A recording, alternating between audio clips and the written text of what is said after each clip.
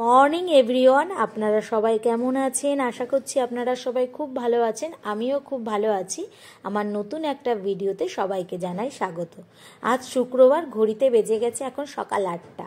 কয়েকদিন ধরে আপনাদের বলছিলাম যে 2-3 দিন ধরে খুব মেঘলা ওয়েদার রয়েছে হায়দ্রাবাদে, আর কি ঠান্ডা ঠান্ডা লাগছে। আজকে দেখি ঘুম থেকে ওঠার পর থেকেই দেখছি খুব রোদ্দুর। আমি ঘুম থেকে উঠে গেছি 7টার সময়, কিন্তু 8টার দিকে আমি ব্যালকনিতে আসলাম, এসে দেখলাম প্রচুর রোদ্দুর বেরিয়ে গেছে। তা চলুন রান্নাঘরের দিকে যাওয়া যাক। এবার আমার তো সকালের কাজগুলো সব হয়ে গেছে, আমি সব রেডি করে তারপর রান্নাঘরের দিকে আসি। তারপরে কড়াই গরম করে আমি তেল দিতে শুরু করে দিয়েছি, সাদা তেল। আজকে রান্না করব হচ্ছে দই কাতলা আর ডিম কারি। শুভঙ্করের জন্য ডিম কারি আর আমাদের জন্য দই কাতলা। এরপরে তেলটা ভালো করে গরম করে নেবেন।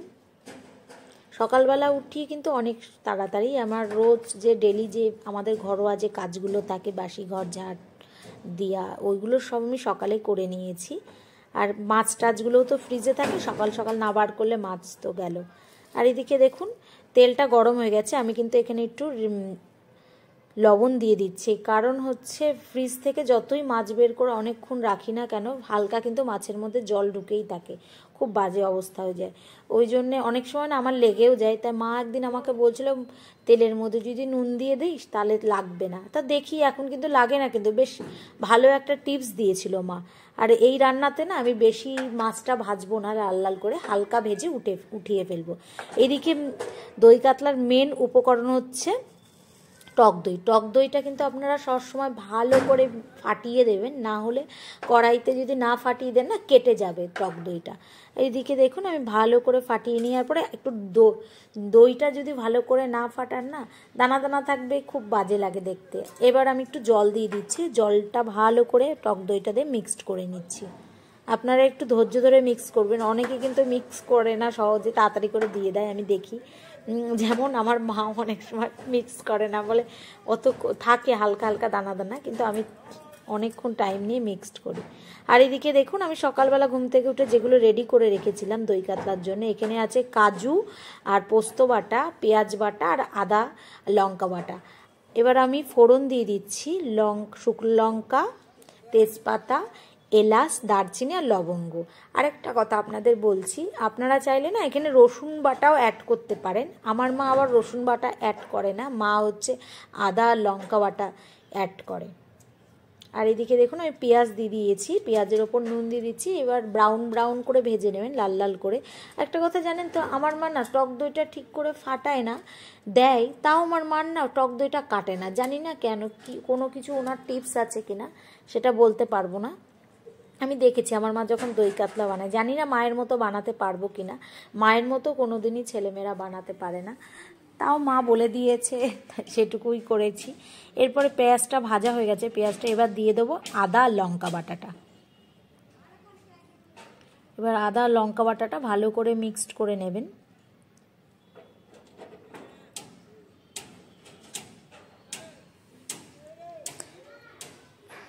মিক্স করে নেওয়ার পরে এরপরে দিয়ে দেবো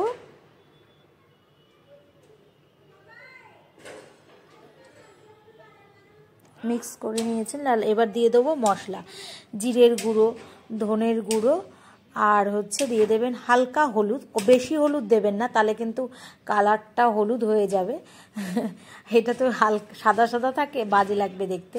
আর একটা কথা, আপনাদের কাছে যদি কাঁচা লঙ্কা বাটা না থাকে, মানে কাঁচা লঙ্কা, তাহলে কিন্তু আপনারা শুকনো লঙ্কাও দিতে পারেন গুঁড়ো, কিন্তু সেক্ষেত্রে না কালারটা কিন্তু চেঞ্জ হয়ে যাবে, কিন্তু টেস্ট কিন্তু একই রকমই থাকবে। আপনারা যদি সাদা সাদা দই কাতলা অনেকে পছন্দ করে না, বিয়ে বাড়িতে দেখি একটু কালারিং হয়ে যায়, কারণ ওরা না শুকনো লঙ্কার গুঁড়ো দিয়ে দেয়। আবার ঘরোয়াভাবে যারা বানায় তারা কিন্তু শুকনো লঙ্কার গুঁড়ো দেয় না।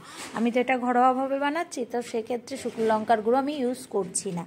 তারপরে আমি দিয়ে দিচ্ছি মেন উপকরণ টক দইটা। টক দইটা এবার ভালো করে নাড়িয়ে নেব। এই টক দইটা না ভালো সেন্ট আছে, জানেন তো। পাড়ার দোকান থেকে কিনেছি ঠিকই, কিছু কিছু টক দইগুলো না কেমন একটা টাইপের, ভীষণ টক থাকে, ভীষণ টক দইটা মনেই হয় না মিষ্টি মিষ্টি লাগে। এই টক দইটা না পুরো মাঝারি। আমাদের দেশে আমুলের টক দই না, এটা কি একটা টক দই, আমি না নামটা পড়তেই ভুলে গেছি, পরে আপনাদের দেখে বলে দেবো। আর এদিকে দেখুন আমি কাজু আর পোস্ত বাটাও দিয়ে দিয়েছি। এবার কাজুটা দিলে একটু বেশ মানে ঘেভি ঘেভি হয়, বেশ ভালো লাগে দেখতে না, একটু লেগেও যায় কিন্তু কাজু দিয়ে। আর আপনারা কিন্তু এটা লো আঁচে করবেন। আর এদিকে দেখুন আমার কিন্তু হালকা হালকা লাগছেও, লেগেও যাচ্ছে, যেহেতু কাজু আছে না, কাজু দিলে একটু লেগে যায়। এবার একটু জল দিয়ে দেবো, যেহেতু মশলাটা অনেকক্ষণ কষিয়েছি। এবার একটু জল দিয়ে ভালো করে কষিয়ে নেবেন। কষিয়ে নেওয়ার পরে এটাকে কিছুক্ষণ রেখে দেবেন, ফুটতে থাকবে। ফুটে গেলে এরপরে মাছ দিয়ে দেবেন।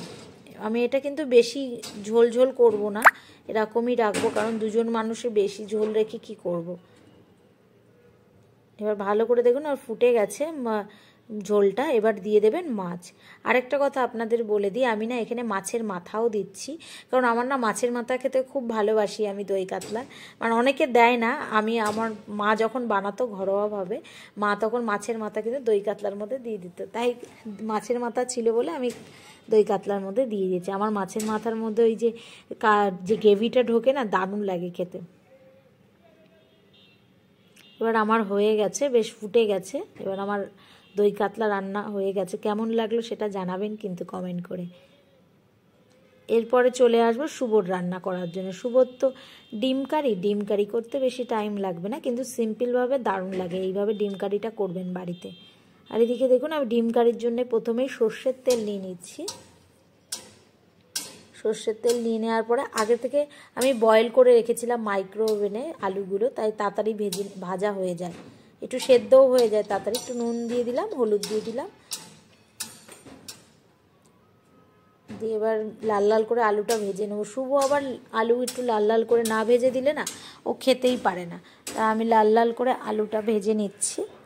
আলুটা ভাজা হয়ে গেলে তুলে নেব।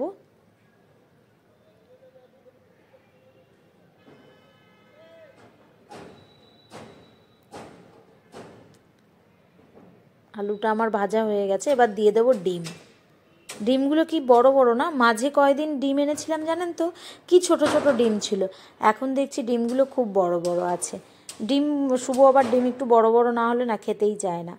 আর ডিমটা এবার আমি একটু লাল লাল করে ভেজে নেব। আর আপনারা জানেন তো আমি ডিম না ফ্রিজেই রাখি। আমি সকালবেলা ডিম ফ্রিজ থেকে বার করেই যদি আমি মানে সেদ্ধ করতে দিই না, তাহলে ফেটে যায়, তাই আমি আগের দিন রাত্রেবেলা আমি ডিম বার করে রাখি। আর এইদিকে দেখুন আমি ফোড়ন, ডিম ভাজা হয়ে গেছে। এবার আমি ফোড়ন দেব শুকনো লঙ্কা আর জিরে। হয়ে গেছে। এরপর দিয়ে দেবো পেঁয়াজ কুচি। এবার পেঁয়াজটা লাল লাল করে ভেজে নেবেন, তার মধ্যে নুন দিয়ে দেবেন যাতে পেঁয়াজটা তাড়াতাড়ি সেদ্ধ হয়ে যায়।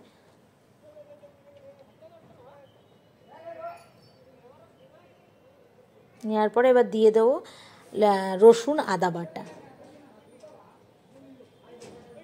1 চামচ আদা রসুন বাটাই দেবেন। আমি তো আদা রসুন বাটা, শুভ আবার খুব বেশি রসুন দিয়ে খায় না, এই জন্যে অল্প অল্প করেই রসুন দিয়ে আদা দিয়ে করি। এরপরে দিয়ে দেবো টমেটো কুচি। শীতের টমেটোগুলো না খুব টক হয় না, ওর জন্য একটাই টমেটো কুচি দিয়েছি, নাহলে না দুটো দিলে না প্রচুর টক টক হয়ে যায়। এরপরে দিয়ে দেবো প্রতিদিনের যে মশলাগুলো দিই আমরা, জিরের গুঁড়ো, ধনের গুঁড়ো, হলুদ গুঁড়ো। তারপরে দিয়ে দেবো নুন, একটু লঙ্কার গুঁড়ো আর কাশ্মীরি লঙ্কার গুঁড়ো, নুন দিয়ে এবার ভালো করে মিক্সড করে নেব এটা। এই রান্নাতে না আমি লঙ্কা বাটা দিইনি আলাদা করে, অ্যাকচুয়ালি লঙ্কাটা না আমার ফুরিয়ে গেছে, ওই জন্য লঙ্কা বাটাটা দিতে পারিনি। তার জন্য আপনারা চাইলে লঙ্কা বাটাও দিতে পারেন।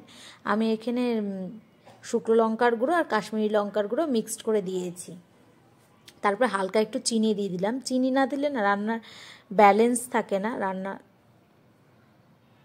চিনি দিয়ে, মা বলে ঝাল আর নুনের ব্যালেন্স থাকে না, চিনি একটু দিবি দেখবি হেভি টেস্ট হবে ডিম কারিতে, তাই চিনি দিয়ে দিলাম। চিনি দেওয়ার পরে হালকা একটু জল দিয়ে দিলাম। জল দিয়ে মশলাটা ভালো করে কষিয়ে নিচ্ছি। কষিয়ে নেওয়ার পরে এবার একটু ডিম দিয়ে দিলাম। ডিমটা দিয়ে একটু কষিয়ে নেওয়ার পরে তারপরে দিয়ে দেবো আলু। এবার আলু আর ডিম ভালো করে একটু কষিয়ে নেব, যাতে মশলাটা, ডিমটা যে ছাড়িয়ে নেওয়ার পরে একটু খুন্তি দিয়ে ভেঙে ভেঙে মানে সাইড করে কেটে কেটে দিচ্ছি যাতে মশলাগুলো ওর মধ্যে ঢোকে। তারপরে আলু দিয়ে ডিম দিয়ে ভালো করে মশলাটা কষিয়ে নিয়ে হালকা একটু জল দিয়ে দেবেন। জল তো দিতেই হবে, না হলে না পুরোটাই মানে গ্রেভি হয়ে যায়। শুভ একটু গ্রেভি একটু ঝোল ভালোবাসে, তা আমি এখানে এই আন্ডা কারিতে তো একটু গ্রেভিই ভালোবাসে, কিন্তু শুভ ঝাল মানে ঝোল ভালোবাসে বলে একটু হালকা একটু ঝোল দিই, জল রেখেছি মানে অল্প একটু। এটা জানি আলুতে টেনে নেবে। টেনে নেওয়ার পরে হয়ে গেছে। এবার দিয়ে দেবো গরম মশলার গুঁড়ো। গরম মশলার গুঁড়োটা দিয়ে নাড়িয়ে এবার বন্ধ করে দেবো। আমার হয়ে গেল আজকের দিনে দুটো রান্না, ডিম আর ওইদিকে দই কাতলা। কেমন লাগলো দুটো রান্না সেটা কমেন্ট করে জানাবেন। আর ভিডিওটা যদি ভালো লেগে থাকে তাহলে লাইক করবেন, আর যদি ভালো লাগে একটা কমেন্ট করে জানাবেন। তো সবাই ভালো থাকবেন, সুস্থ থাকবেন, সাবধানে থাকবেন। নতুন কোনো ভিডিওতে আবার আপনাদের সাথে দেখা হচ্ছে। এখনকার মতো টাটা। সবাই ভালো থাকবেন, সুস্থ থাকবেন, সাবধানে থাকবেন।